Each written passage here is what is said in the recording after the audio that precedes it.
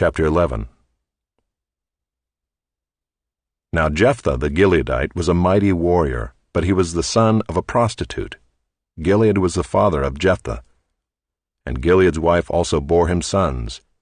And when his wife's sons grew up, they drove Jephthah out and said to him, "You shall not have an inheritance in our father's house, for you are the son of another woman." Then Jephthah fled from his brothers and lived in the land of Tob, and worthless fellows collected around Jephthah and went out with him.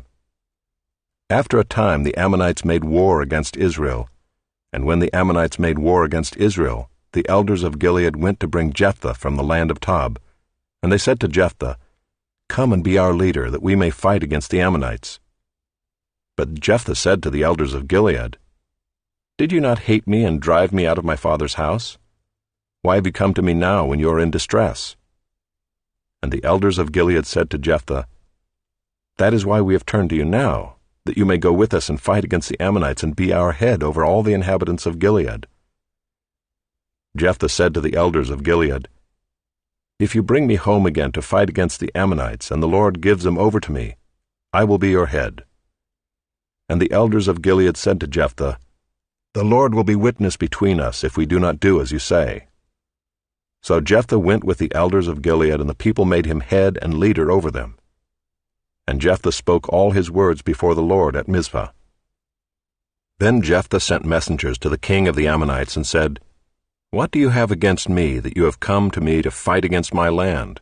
And the king of the Ammonites answered the messengers of Jephthah, "Because Israel, on coming up from Egypt, took away my land, from the Arnon to the Jabbok and to the Jordan. Now therefore restore it peaceably." Jephthah again sent messengers to the king of the Ammonites and said to him, "Thus says Jephthah, Israel did not take away the land of Moab or the land of the Ammonites, but when they came up from Egypt, Israel went through the wilderness to the Red Sea and came to Kadesh."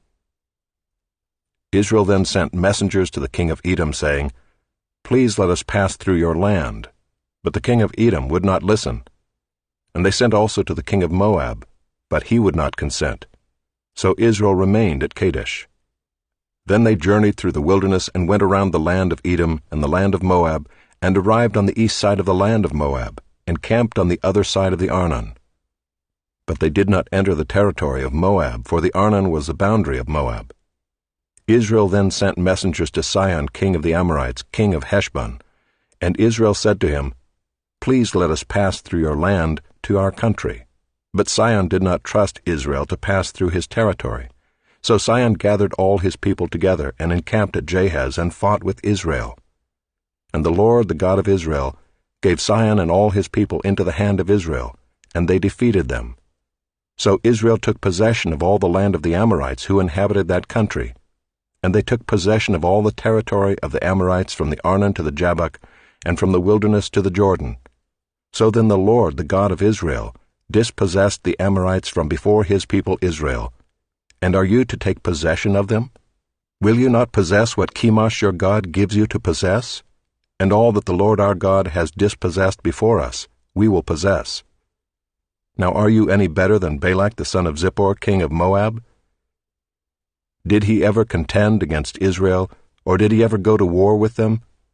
While Israel lived in Heshbon and its villages, and in Aroer and its villages, and in all the cities that are on the banks of the Arnon 300 years, why did you not deliver them within that time? I therefore have not sinned against you, and you do me wrong by making war on me. The Lord, the judge, decide this day between the people of Israel and the people of Ammon." But the king of the Ammonites did not listen to the words of Jephthah that he sent to him. Then the Spirit of the Lord was upon Jephthah, and he passed through Gilead and Manasseh, and passed on to Mizpah of Gilead, and from Mizpah of Gilead he passed on to the Ammonites. And Jephthah made a vow to the Lord and said, "If you will give the Ammonites into my hand, then whatever comes out from the doors of my house to meet me when I return in peace from the Ammonites shall be the Lord's, and I will offer it up for a burnt offering." So Jephthah crossed over to the Ammonites to fight against them, and the Lord gave them into his hand. And he struck them from Aroer to the neighborhood of Minnith 20 cities, and as far as Abel-keramim, with a great blow. So the Ammonites were subdued before the people of Israel.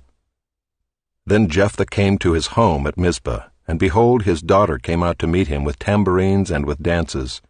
She was his only child. Besides her he had neither son nor daughter. And as soon as he saw her, he tore his clothes and said, "Alas, my daughter, you have brought me very low, and you have become the cause of great trouble to me. For I have opened my mouth to the Lord, and I cannot take back my vow." And she said to him, "My father, you have opened your mouth to the Lord. Do to me according to what has gone out of your mouth, now that the Lord has avenged you on your enemies, on the Ammonites." So she said to her father, "Let this thing be done for me. Leave me alone 2 months, that I may go up and down on the mountains and weep for my virginity, I and my companions." So he said, "Go." Then he sent her away for 2 months, and she departed, she and her companions, and wept for her virginity on the mountains. And at the end of 2 months she returned to her father, who did with her according to his vow that he had made. She had never known a man, and it became a custom in Israel that the daughters of Israel went year by year to lament the daughter of Jephthah the Gileadite 4 days in the year. Chapter 12. The men of Ephraim were called to arms, and they crossed to Zaphon and said to Jephthah, "Why did you cross over to fight against the Ammonites, and did not call us to go with you? We will burn your house over you with fire." And Jephthah said to them, "I and my people had a great dispute with the Ammonites, and when I called you, you did not save me from their hand. And when I saw that you would not save me, I took my life in my hand and crossed over against the Ammonites. And the Lord gave them into my hand. Why then have you come up to me this day to fight against me?" Then Jephthah gathered all the men of Gilead and fought with Ephraim. And the men of Gilead struck Ephraim, because they said, "You are fugitives of Ephraim, you Gileadites, in the midst of Ephraim and Manasseh." And the Gileadites captured the fords of the Jordan against the Ephraimites. And when any of the fugitives of Ephraim said, "Let me go over," the men of Gilead said to him, "Are you an Ephraimite?" When he said no, they said to him, "Then say Shibboleth." And he said, "Sibboleth," for he could not pronounce it right. Then they seized him and slaughtered him at the fords of the Jordan. At that time 42,000 of the Ephraimites fell. Jephthah judged Israel 6 years. Then Jephthah the Gileadite died and was buried in his city in Gilead. After him Ibzan of Bethlehem judged Israel. He had 30 sons and 30 daughters he gave in marriage outside his clan, and 30 daughters he brought in from outside for his sons. And he judged Israel 7 years. Then Ibzan died and was buried at Bethlehem. After him Elon the Zebulunite judged Israel, and he judged Israel 10 years. Then Elon the Zebulunite died and was buried at Aijalon in the land of Zebulun. After him Abdon the son of Hillel the Pirathonite judged Israel.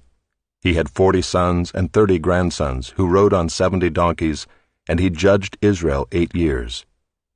Then Abdon the son of Hillel the Pirathonite died and was buried at Pirathon, in the land of Ephraim, in the hill country of the Amalekites.